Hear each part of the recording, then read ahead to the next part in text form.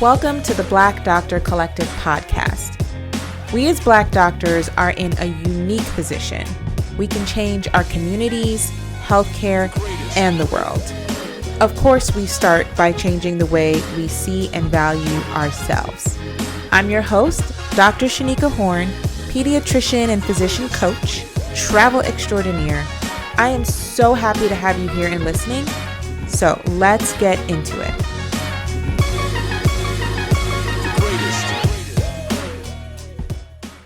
Hey y'all, happy Tuesday. It's hotter than Hades in New York, and I realized in the last episode that y'all could hear my fan, but I wasn't going to re-record it. So today I'm recording without a fan, which is going to motivate me to make this a 20-minute episode, nice and brief, because sitting here with no AC and no fan on just so y'all can get a clear recording, yeah, I can't do that for long. I love y'all, but y'all ain't gonna hold me, okay? So I want to talk to you about how holding on to these old notions of how medicine is supposed to be in practice is killing us. Having this status quo of how to operate is really not serving anybody. And I want to say this because you always hear these old head doctors that want to talk about how we don't have it like they had it. Their life was so hard and we just are complaining and we don't know how to push through and sacrifice and all this other nonsense that really is actual nonsense. So I wanted to address that in this episode this week because this is not helpful. They on their way out anyway. They're like one foot into retirement. So that's another reason we shouldn't be taking guidance and maintaining falsehoods. But I want to talk about why this is critical for you as an early career physician, why it's important not to feel guilty about recreating a career that doesn't look like what you have seen in the past.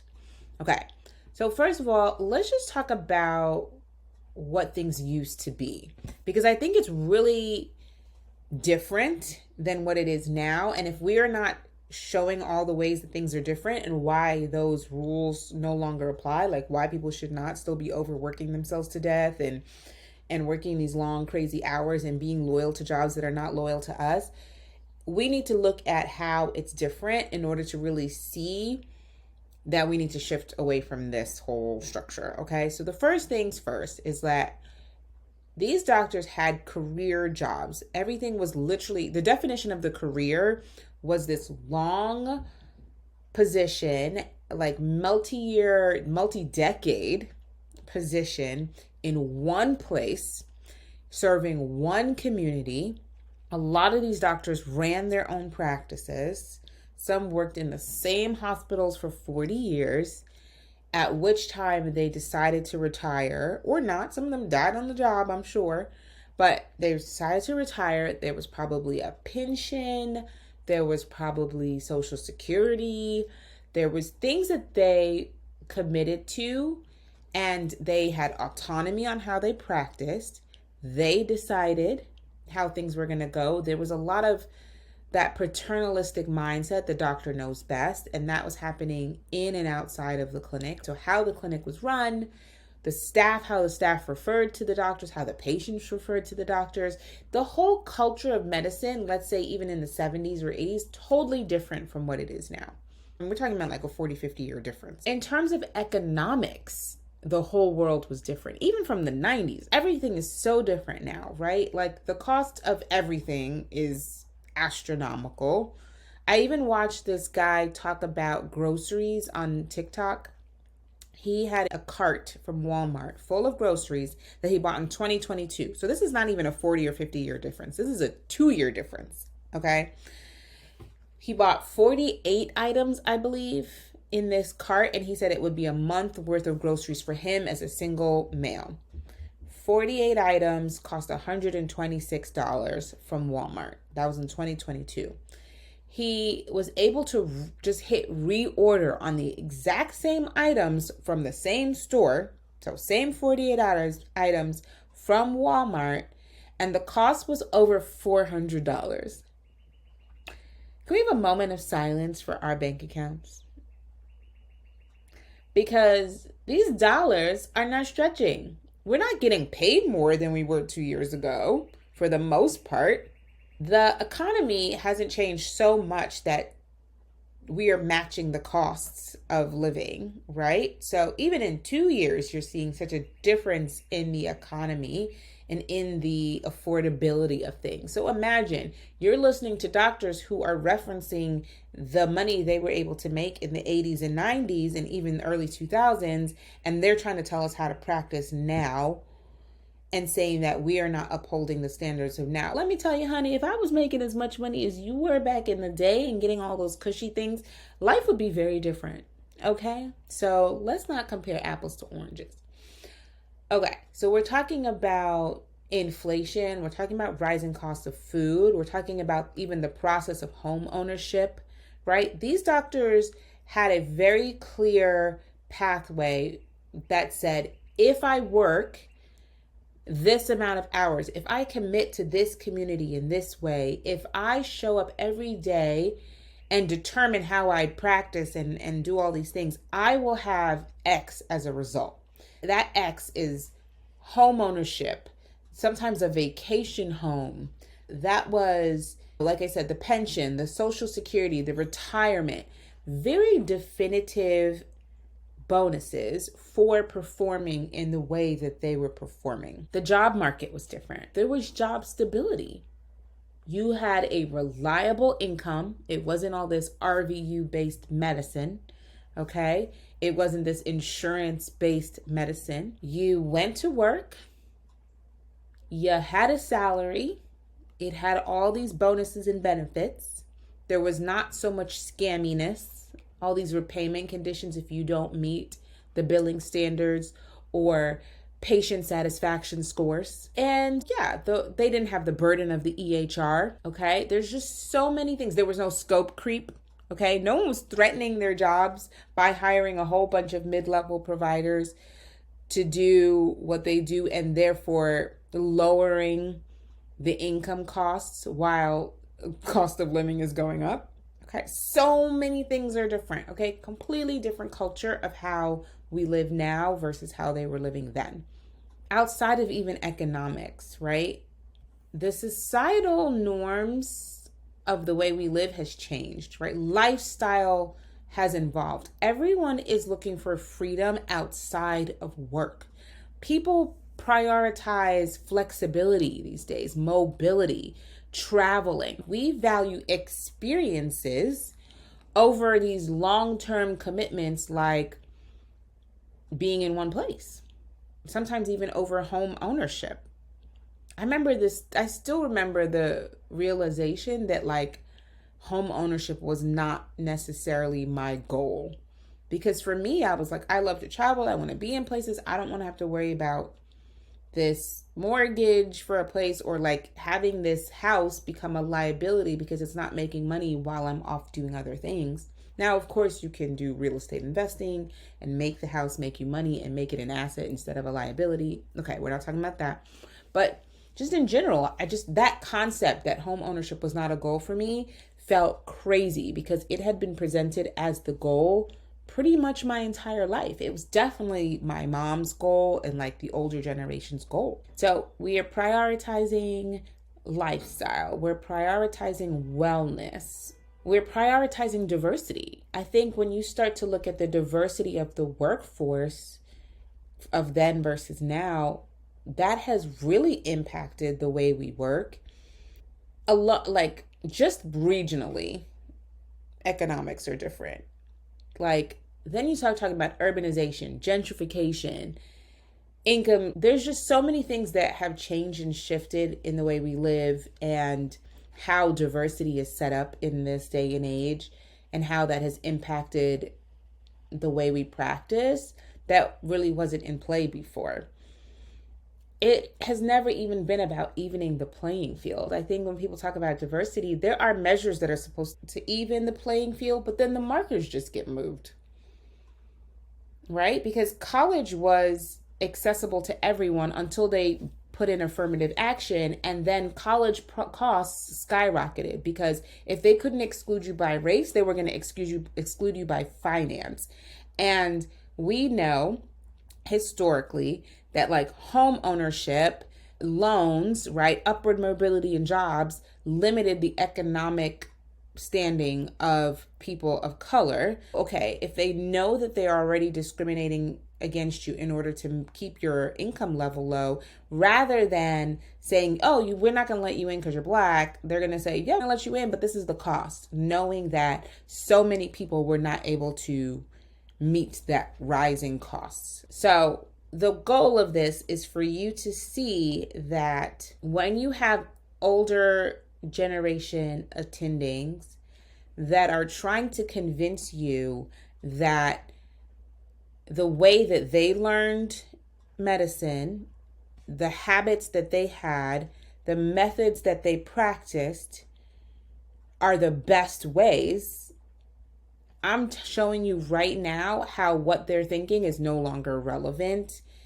in your assessment of your career, and that you need to reframe what is happening in your career to make the best outcome for you. We got to let go of this guilt that we have to meet and prove ourselves, meet these demands and prove ourselves in this way that is literally suffocating our careers and really putting a lot of burden on our life. What do? I think there are, I would say, about 8 things that we can do to really shift out of this space.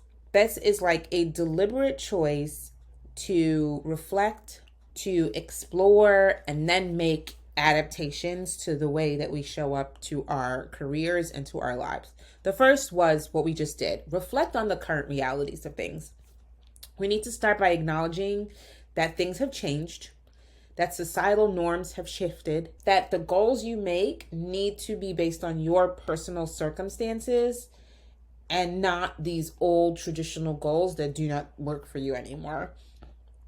And you have to reflect on, sorry, I have a cough drop in my mouth. If you can hear the quality of my voice has changed. I had to pause it, y'all. I still got a little cough from this flu that I had 2 weeks ago. Anyway, you have to reflect on how these changes have impacted your life and how they're impacting what you're aspiring to be. Okay. 2 is that you have to challenge these old beliefs. What does it mean to be successful? What does it mean to be happy? It used to be home ownership. It used to be staying in a career for 40 years. It used to be working until you get a pension and then you retire. What does fulfillment mean? It used to be serving this same community day in and day out. All of these things have changed. Now you have to consider, when you're challenging these, now you have to consider whether these old goals align with what you value now, what you aspire to be now, and the reality of the scenarios now. You got to educate yourself. This is 3.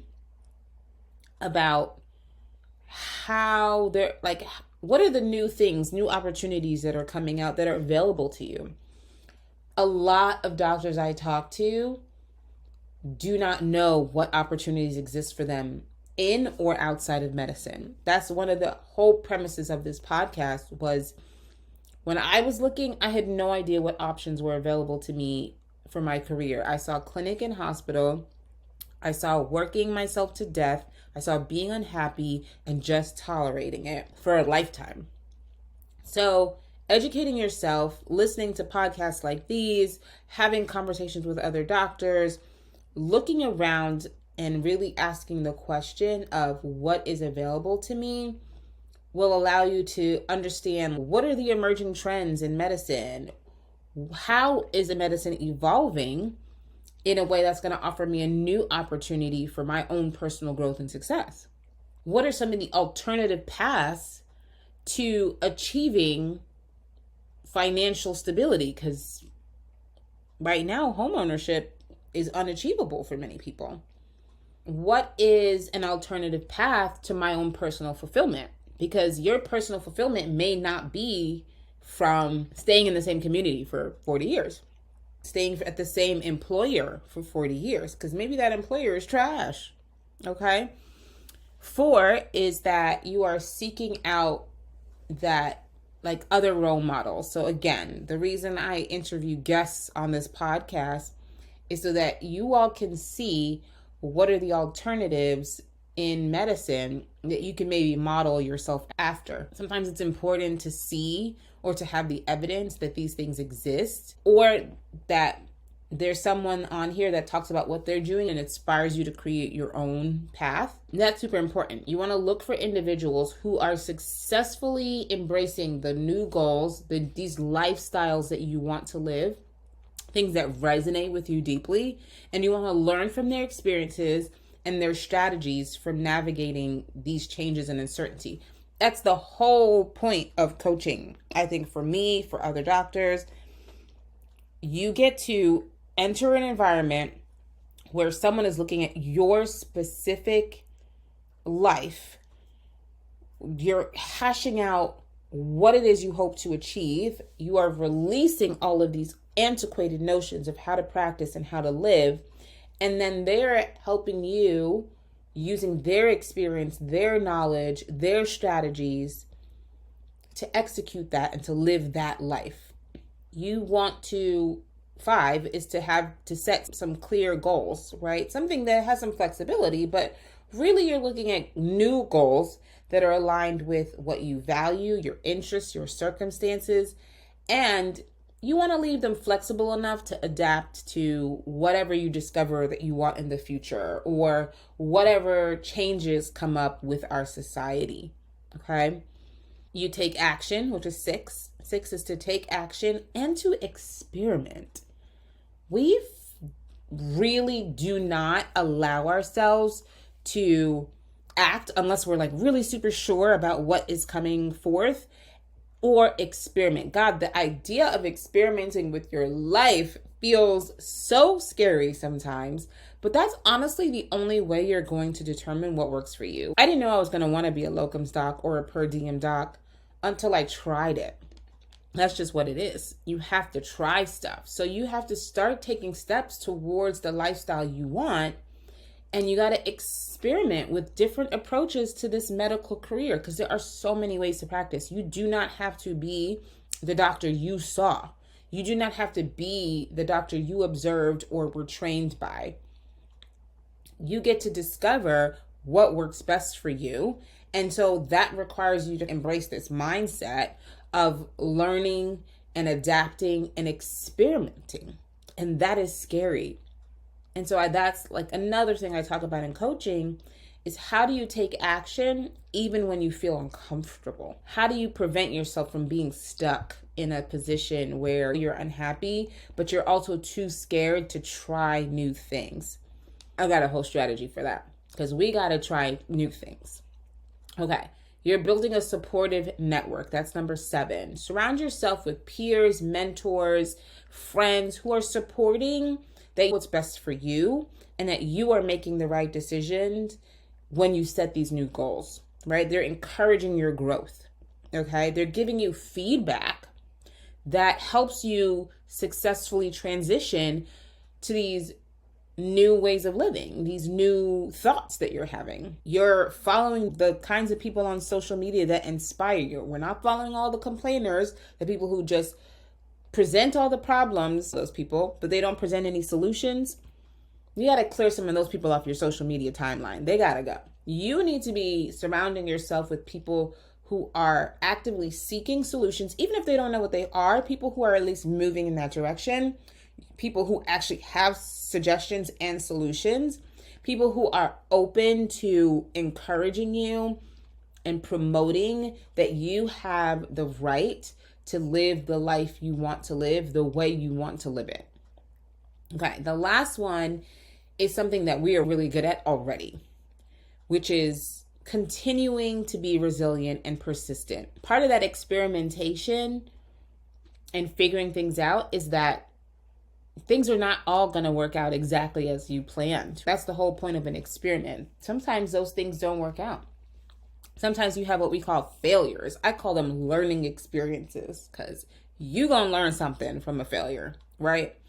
But then deciding not to just shut everything down and to still keep experimenting, keep trying, that is what's going to take you further. And that's really what has made you successful, because there were challenges and setbacks when you embarked on this journey of medicine. I had certainly had my long list of challenges that I faced in order to become a doctor. And I still have challenges that I face in creating the career and the lifestyle that I want. And I still push forward.